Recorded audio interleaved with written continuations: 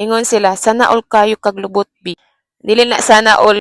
Again, dili na siya sana all. So, gi-workout na siya, haguan na siya, pinaghirapan na. So, this is my glute workout routine. I start with hip thrust. So, one warm up set. Then, after sa warm up, then 3 working set. So, mag-increase ko weight every set. Then, next sa hip thrust mga B kay RDL. So, sa RDL, dili pa ko mag-increase og weight mga B kay kani jud siya ang pinakalisod nga form. So, kailangan perfect form jud ang RDL mga B kay sus ang back.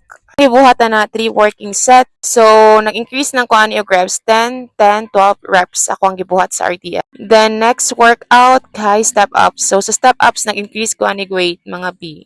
So, 3 working set. So, fourth ako nga workout side cable kickbox. Akong gibuhat ani mga base kausa lang ko mag-increase ani og weight. Mag-add lang ko reps. So, ni siya ang gi-add sa akong glute workout routine. Last workout kay hip abductions. So, nag-increase gihapon ko weight ani mga B then 3 working set. So, sa hip abductions akong gibuhat is leaning forward and sitting down. So, mo na siya akong glute workout routine. So, after nimo mag-workout, mag-relapse na dayon. Human naman. Bye!